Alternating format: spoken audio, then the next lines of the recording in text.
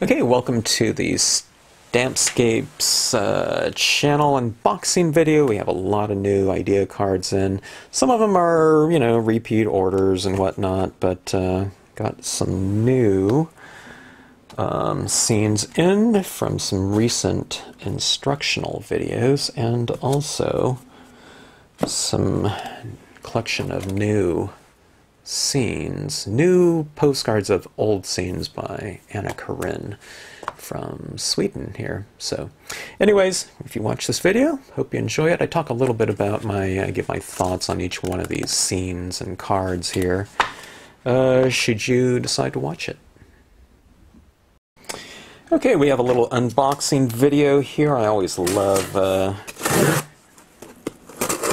breaking open these postcard orders of mine. It's always fun to see how some reproductions of scenes came out. Now I placed a couple orders a couple weeks ago, and one of them is kind of a reorder for some existing idea cards. And for those that don't know, the idea cards are the postcards that we send out with orders to give people kind of compositional ideas, color ideas, and just to have something hard copy in the hand. Looks pretty good. This one would have been better matte than glossy because I did it on a matte paper, but this is a fairly recent instructional video on YouTube. That's what most of the idea cards are, if I've done them.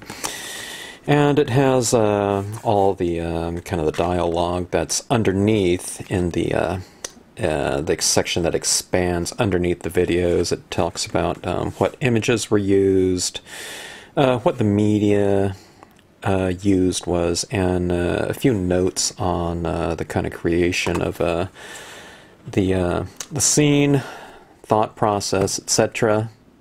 This one was called the video number 245, Aspen Grove Shimmer, and that one was done on a piece of matte paper. I was experimenting with a lot of the gel pens and pigment inks. Okay, so far so good, but yeah, matte paper, Vista, I get these from Vista Print, but they charge more for matte paper. I guess glossy cardstock is much more popular, probably, so they do much more mass printing on glossy. It's probably the standard default paper. This one's glossy too. Actually, this scene that I did was on blue glossy. It looks pretty good, actually. As dark as that navy blue glossy is, it looks, it doesn't look black, so between the scanning and the reproductions of it, it's not too bad for a reproduction here. Anyways, this was a fun recent video, number 246, Gentle Snow Flurry, pigment ink on dark blue glossy cardstock, chrome coat actually, which we can't seem to find, but you can do this type of scene on black glossy, which is still out there and available, or readily available.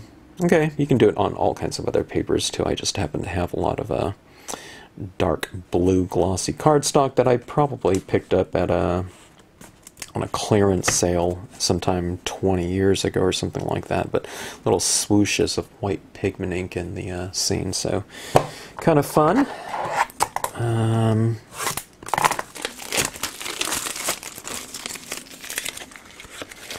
Okay, what do we have here? Gel on matte. Okay, this was a fun autumn scene here. Playing around with a lot of matte paper. Getting some pretty vibrant results. Okay, now this has been printed on, glossy cardstock, but I still have to scan it, and the matte paper, again, this would have been better if I, had it printed on matte, but would have been more true to the original. But I don't know, you can get some really vibrant colors using matte cardstock. I would have thought it would have soaked in a little bit more, but I'm using gel pens, okay, so we're using a little bit of opacity and translucency over the top of transparent dye-based inks. So if you've seen some recent videos, you've seen me using some pens off of this very inexpensive 180 color gel pen set. It cost me $26. I think it's up to $30 now, but you know, when you're talking about $4, an increase of $4 over the, you know, 180 gel pens, that's, you know, that's a few cents per gel pen, and it's still one heck of a deal. You can find all those sets out there all over the place for those prices these days. Okay, this is an older scene by Darcy Bruno, one of my favorite photo stamping scenes. A scene of a sunset over a lake, but she has used the lakeside cabin, pines and rocks, and the flock and water to stamp in there. And you can see actually there is a little bit of an island in the distance there, but it fit right in line with the lakeside cabin stamp, okay?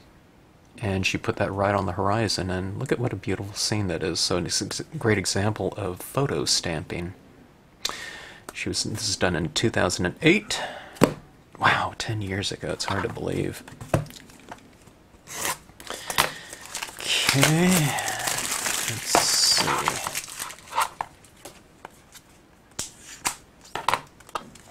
Ah, one of my newer videos. This one I really had a great time with. It was a composition from a previous video just based on stamp sketching, but I just finished it off in these kind of fall colors. And I mean, you can do this type of thing with just dye-based inks, but it's a little bit trickier. You know, it's easier when you can just kind of pull out some gel pens like this and to get some kind of more isolated colors in very specific areas when you're using, you know, a pen like this, you know, as opposed to kind of a sponge applicator like this, right? So you use this in conjunction with this, okay? So you have kind of the more broad areas of tone that you lay down with this, and then you can do the specifics with, you know, a tool that's more conducive for, you know, little smaller areas, meaning, you know, pens, you know, alcohol-based pens, you know, dual-tip ones, sketch markers, etc. But I am enjoying this aspect of, you know, kind of going into your transparent colors, dye-based colors, and just going over them with gel pens like that. So before, you know, when we were talking about a range of hue, there wasn't very much of a range of hue when it came to gel pens. I mean, if you had a blue, there might have been 2 blues out there, but when you get a set of 180 now, you have various values of blue, okay? But not only that, you have, you know, blue-green, turquoise, glitter blue, etc. All right, this is a scene done quite a while ago at this point in time, 2009 by Linda Standart. Really simple, right? And it's just the pine tree stamped 4 times. One of them is a different color, and it's done on black, plain, untextured cardstock. And she used perfect medium from Ranger for the best effect, but you can also use a good quality watermark ink. Okay, and it was brushed with Perfect Pearls, Perfect Pearl. Okay, that's the color. Perfect Pearls, Perfect Pearl is the color, and then Perfect Pearls Forever Green. Okay, were these 3 ones right here. So what a great, elegant looking card in a, I would imagine, you know, it's a simple simple technique there, but what a great look, huh? Okay, let's see.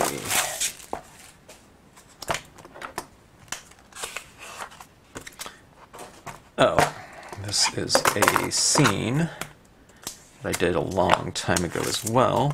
I reorder these every now and then, you know, because you go through cycles, and we send these out, then, I don't know, people that order it at a certain time, you know, might have it, might not. Shimmering in green, I don't have a date here, but a lot of the shagbark hickory stamps, the shagbark hickory, large and small, pre-gel pen range, but I used a lot of gel pens down here. But this is a scene that was really, really helped by a lot of color box pigment ink to create that foggier effect. But not only doing a foggier effect, but sometimes what you don't stamp in an impression is just as important as what you do stamp. So what these trees in the background are lighter colored trees, but then I also blotted them and took off some of the ink with a paper towel so that they stamped out very light and very lightly, even more around the edge, okay? So it looked like light was hitting it, and when you stamp something in a lighter value, it tends to, you know, kind of appear as if it's farther off in the distance, and then when you lay down all that extra, you know, pigment ink in here all over the place, it's that foggy kind of shimmery mist in there. It can really be effective. So this one was one of those scenes, though, that, as I recall, as I was doing it, often those ones, they look kind of weird until you add in those special effects at the end with the gel pen and the pigment ink. And it all comes together, so I would learn those. That would be my recommendation, to really play around with the gel pen and pigment ink, because it can really make your scenes, I don't know, it makes my scenes 200% better from where they are a lot of times. Okay, fairly recent video. I've ordered this before and sent out a bunch of these postcards, but I really like these ones, these jewel tone kind of sky figure scenes. And that's from video 218 through 220. I think I was talking about one of them's compositions, and I finished them off, and maybe I made them into complete scenes on the third video, but all shrunken down, of course. These ones aren't like, you know, inchies or something like that. These are all quarter-page scenes. I just wanted to put them into one idea card. So, anyway, moving on. Let's see what we have here.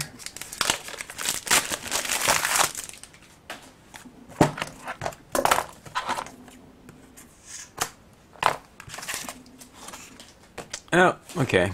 A reorder on this one as well. Very similar to that glossy cardstock black, but on this one right here, this is the first experiment, just done, I don't know, when was it, a couple months ago, where I was just, you know, experimenting with pigment ink on black cardstock, black matte cardstock? I already forgot. Yeah, it's black matte cardstock. Okay, but the evolution of this is, you know, on that other one that had that little swoosh, I thought, okay, let's get something going in the background here, you know, and see if we can kind of introduce another element. But on this one, I didn't have the Hero Arts white or the Brilliance white. I think I used the Brilliance white on that other one, because the Brilliance dries faster than something like the Color Box or, you know, Hero Arts Unicorn. So on that one, you know, the whites are a little bit more opaque, and I was able to stamp those images over that, you know, that little swooshy background using the Color Box frost white. So I don't know, you take a technique and you kind of start playing around with it and tweaking it a little bit more and seeing where you know, that kind of look can get to, or that technique or whatever. Alright, here's another box right here. Okay, I ordered quite a few of these. I ordered in 2 separate orders because, I don't know, you get a discount off of a certain amount, but It doesn't matter how much you go over the amount, they just give you a set discount off of it. So I placed 2 orders from Vistaprint. Okay, now these ones are going to be scenes by Anna Karin in Sweden, formerly South Africa, but she had a bunch of scenes that she did. This one's from 2014 on her blog, and I have a few scenes of hers in idea cards before. I always kind of joke that she's kind of a one-person publication, you know, when it comes to things like her blog and her scenes and techniques and repertoire of media that she's kind of mastered and blogs and does instructions for. Has a video channel as well on YouTube, but you can get all that information on the back right here, layersofink.blogspot.com, okay, layersofink.blogspot.com, okay. I'll put that in the notes section below this video, but she does some really fantastic scenes, is really fantastic with composition and texture and really every aspect of scene making, but also card making, painting, I don't know, it seems like everything basically.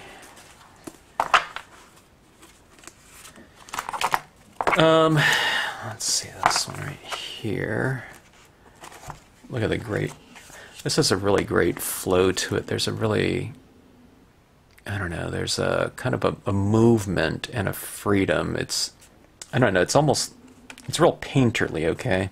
You know, a lot of times in stamping, because of the style of kind of technique that we use, you know, things can look stiff because we're doing this kind of mechanical process, so it's up to the media in some instances to kind of free things up and to give it kind of a looser feel, you know, and that's what she has in a lot of her pieces. I mean, she could, you know, make things look any way she wants, but look at this one right here. This one has this real kind of texturized surface. All these are out there on our blog too. I'd really recommend checking that out. But look at the layering on this and the kind of that beautiful background. This one has this crackle technique. She used I don't know, distress paint, tumbled glass, crackled texture paste, and embossing paste, Ranger gloss multimedia medium. All right, I don't know. I believe it's on our website, you know, as far as some of these techniques out there. So, but beautiful textures, and her use of you know, the quotes and all of these, the scenic sentiment quotes are really fantastic. But she's a lot more free with the stamps in many ways than I am. See, you know how these go off at these different angles, and there's kind of a real, kind of a loose feel to it. It's almost like a sketch or something like that, you know. Where mine are, you know, more stiff. So I really like that. I like kind of this free-flowing looking, you know, type of thing. That's always what I kind of strive for. Well, not always, but I wish I did a little bit better.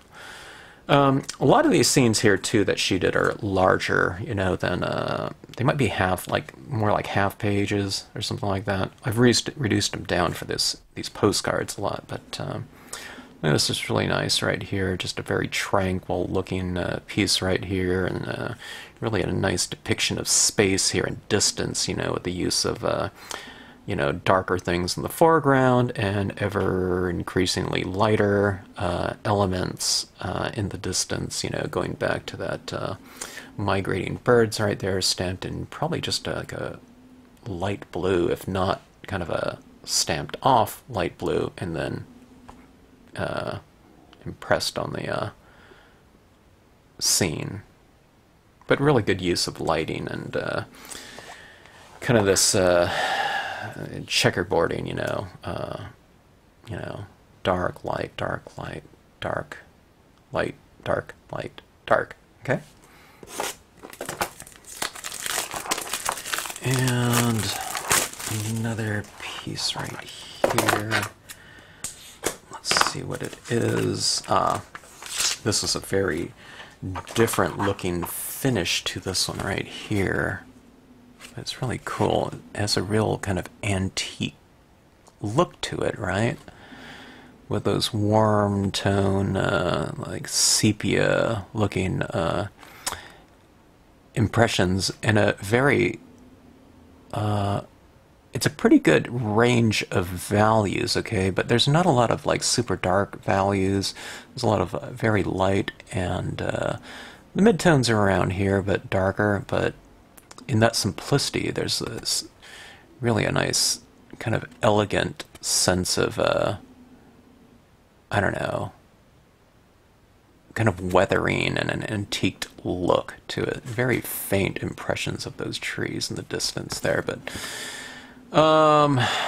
yeah, brown shades of distress ink and splattered with walnut stain ink for extra texture. That's really important in this, I should say. I should think, okay? Yeah, there's little splatters in here, which are really nice. It's a very textural piece, you know, and somewhat minimalistic, but you can see right here, one of the things that really makes a lot of this very effective is the use of shadows, okay? And just that faint little, you know, application of hue at the base of all the objects in here anchors them down, and it kind of ties them all together with the use of similar treatments, be it something in the distance or something right here in the foreground, okay? Anyway, so some new idea cards. Looking forward to seeing what they look like, getting them in, and really happy with the reproductions in color of all of these. And for those that receive these with your orders, I hope you enjoy them. But remember, you don't have to order from us. All of these are on Anna Karen's blog, and again, I'll try to remember to put that address in the notes section underneath here. And all of these are either in video format or in the gallery section of our website. And again, all this notation right here has been taken off of the things like the lessons and things like the galleries online. So you can access all that stuff on the website in our gallery section, the Flickr section, but I don't know. We have galleries all over the web at this point in time, but you can access it all through the Stampscapes.com website. So anyways, fun stuff. For those of you that you know, have allowed us to make idea cards, thank you so much, as always, and we'll start getting these out very soon. Look at that. It's always been one of my favorite pieces right here. Very simple and very different from the die-based look, right? So, all kinds of different ways to use the stamps. Thanks for watching. Hope you enjoyed it.